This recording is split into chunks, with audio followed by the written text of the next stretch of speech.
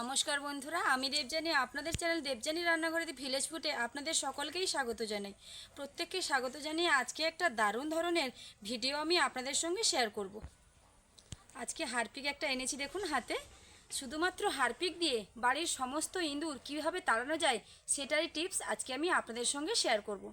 তো চলুন, পুরো ভিডিওটা একটু স্কিপ না করে একদম প্রথম থেকে শেষ পর্যন্ত দেখতে থাকুন।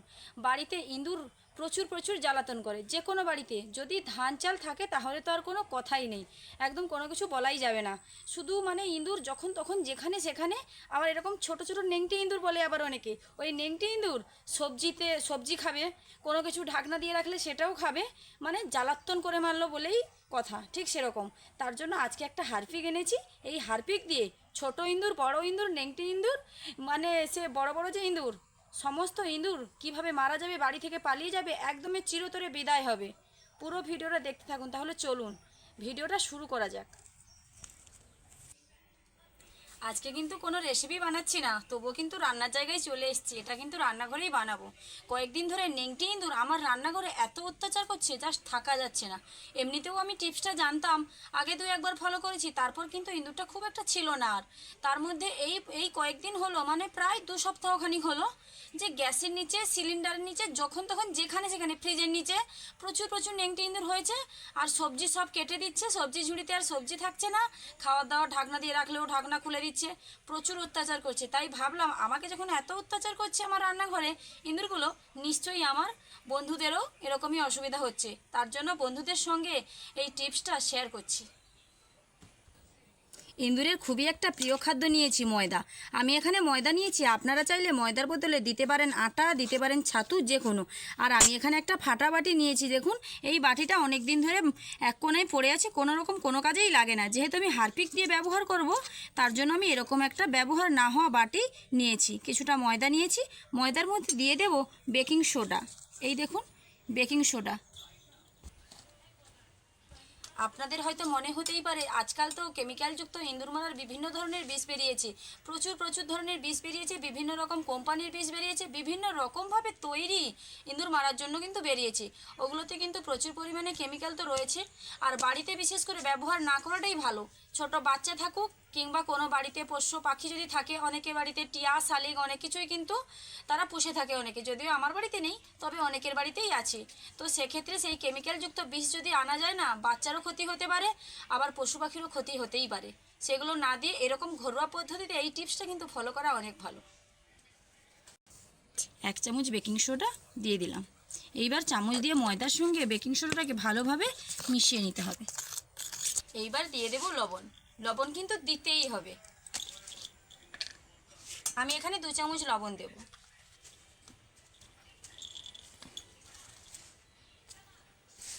একবার জানেন তো, এই নেংটি ইঁদুর আমার এই লবণ ডিবাটা হালকা, বাবু তো প্রচুর দুষ্টমি করে, ঠিক এরকমভাবে করা ছিল।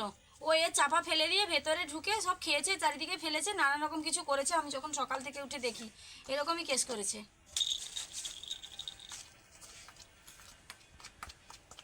আরও যদি ধান চালের ঘর হয়, কোনো কিছু বলার নেই। যখন আমাদের বাড়িতে যখন ধান আসে না, তখন কি বলবো আর, ধান বস্তাগুলো ওপরে ওপরে যে থাতানো থাকে, সব প্রত্যেকটার পেছন দিকে দেখবেন ইঁদুর কেটে দিয়েছে। ইঁদুর কেটে দিয়েছে প্রত্যেকটা বস্তা। প্রত্যেক বছর ভালো ভালো বস্তায় করে ধান ভরে রাখা হয়, আর ইঁদুর ওগুলোকে কেটে দেয়। আর যখনই চাল তৈরি করা হয় না, চাল যদি ড্রামে না ভরে কিছুদিন বস্তায় রেখে দেওয়া যায়, সে বস্তাগুলো কেটে দেবে, চালের মধ্যে নেংটি ইঁদুর সব ঢুকে যায়। একবার এরকম হয়েছিল। ছোট বস্তা রয়েছে, ড্রাম ভর্তি করা হয়ে গেছে, এবার একটা ছোট বস্তার মধ্যে কিছুটা চাল রয়েছে, সেটা নিয়েই রান্না হচ্ছে। একদিন আমার সেই বস্তাটার মুখ বাঁধতে কিন্তু একদমই মনে নেই। দ্বিতীয় দিন আমি যখন চাল আনতে যাই, সেখান থেকে একটা নেংটি ইঁদুর বেরিয়ে আসছে এরকমই। তারপর আমি এইরকম এই টিপসটা ফলো করেছিলাম, আর কিন্তু চালের বস্তার মধ্যে নেংটি ইঁদুরটা ঢুকে যায়নি। এইবার আমি হারপিকটা কাটবো। এটা কিছুটা হারপিক আমি দিয়ে দেব। এই হারপিকটা কিন্তু আমার রান্নাঘর পরিষ্কারের কাজেই ব্যবহার হয়, রান্নাঘরেই রাখা হয়।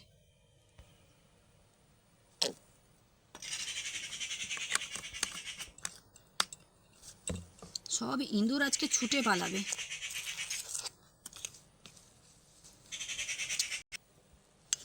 এই দেখুন, ফুলে যাচ্ছে। নিশ্চয়ই আপনারা দেখতে পাচ্ছেন, বুঝতে পারছেন কিভাবে ফুলে যাচ্ছে। যেহেতু বেকিং সোডা দেওয়া রয়েছে, হারপিকটা দেওয়ার কারণে তার একটা রিয়াকশান হচ্ছে কিন্তু। এই দেখুন কত সুন্দর ফুলে উঠেছে। এটা কিন্তু আমি বেশ পাতলা পাতলা করে মাখবো, খুব পাতলা নয়, দেখাচ্ছি আমি আপনাদের।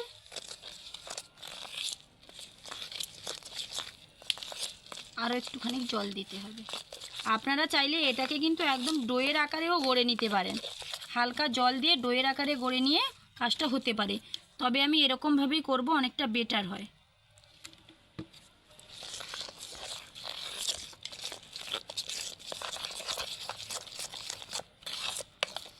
যখন ডোয়ের আকারে এটাকে মাখবেন না, তখন কিন্তু হাতের মধ্যে একটা পেপার লাগিয়ে নেবেন। এই যে ছোট ছোট কাগজগুলো আমি কেটে নিলাম, এই কাগজের মধ্যেই কিন্তু ইঁদুরের জন্য সুগন্ধিযুক্ত দারুণ পছন্দের খাবার আমি রেডি করছি। সবসময় আমরা নিজেরাই খাওয়াই আর নিজেরাই দারুণ দারুণ খাবার রেডি করি। আজকে কিন্তু আমার রান্নাঘরে ইঁদুরের জন্য সুস্বাদুযুক্ত খাবার হচ্ছে। রেডি হয়ে গেল পারফেক্টভাবে খাবার। চলো এবার ইঁদুরকে খাওয়াবো, আর ইঁদুর সব দূরে পালাবে। ইঁদুররা অপেক্ষা করছে কখন দেবযানী রান্নাঘর থেকে খাবার আসবে তাদের জন্য, তারা খাবে আর চিরতরে আমার বাড়ি থেকে বিদায় নেবে। আমাকে বিশ্বাস করে এই টিপসটা একবার ফলো করুন, দেখবেন অনেকটাই উপকার হবে বাড়িতে, অনেকটা খরচও কমে যাবে। হারপিক তো বাড়িতে সকলেরই থাকে, আর খাওয়ার বেকিং সোডা সেটাও থাকে, লবণের কথা তো জাস্ট কিছু বলার নেই, আর এই অল্প একটুখানি ময়দা। এইবার আমি যে 4-5টা ছোটো ছোটো কাগজ নিয়েছি তার মধ্যে 1 চামচ করে দিয়ে দেব। যেখানে যেখানে নেংটি ইঁদুরের উৎপাত ছিল সেই জায়গাগুলোতে আমি কিন্তু এটা বসিয়ে দেব। ওরা ভাববে খাওয়ার এসছে, খেতে যাবে, আর মাথা যন্ত্রণায় মাথা ঘোরানোতে বাড়ি থেকে চলে যাবে, চলে গিয়ে দূরে গিয়ে কিন্তু মারা পড়বে। ছোট্ট কাগজটাতে অনেকটা বেশি করে পড়ে গেছে, এটা কিন্তু মিলিয়ে যাবে। আরও একটু বাড়তি হয়ে গেল, একদিনে আমি সবগুলো জায়গায় দেব না, কিছুটা বাটিতে রেখে দিলাম, আমি আবার পরে একদিন দেব। এরপরে ইঁদুরের জন্য কিন্তু ভালো খাবারটা আমি এনেছি। ইঁদুর এই চাল খেতে খুবই পছন্দ করে। এবার ওপর দিয়ে শুধু যদি চাল না দিয়ে ময়দাটা দেওয়া যায় না, তাহলে আলাদা একটা গন্ধ আছে, খাবে কি খাবে না কিন্তু ভাববে। কিন্তু এই যে চালগুলো ছড়ানো থাকলো না, আর চিন্তা ভাবনার কোনো কারণ নেই। যা আসবে টপ টপ করে খেতে চাইবে, যা খেতে চাইবে চিরতরে বিদায়ের জন্য প্রস্তুত হয়ে যাবে।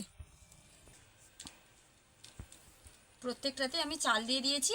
এইবার আমি হালকা করে একটু চিনি দিয়ে দেবো। আপনারা চাইলে যে কোনো একটা দিতে পারেন, আমি কিন্তু দুটো দেবো। অল্প একটু জাস্ট ওপর দিয়ে ছড়িয়ে দেবো।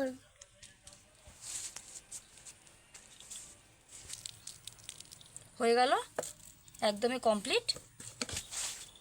এইবার এইগুলোকে কিন্তু আমি বাড়ির যেখানে সেখানে বসিয়ে দেবো। মূলত আমি বসাবো গ্যাসের নিচে, ফ্রিজের নিচে, সিলিন্ডারটা যেখানে থাকে সেখানে, অনেক সময় আলমারির নিচেও হয়ে থাকে, আমি এই সব জায়গাগুলোতে দিয়ে দেবো। এটা কিন্তু আমি আগেও ট্রাই করেছি, এটা খুবই ভালোভাবে কাজ হয়েছে, তাই আমি আপনাদের সঙ্গে শেয়ার করলাম।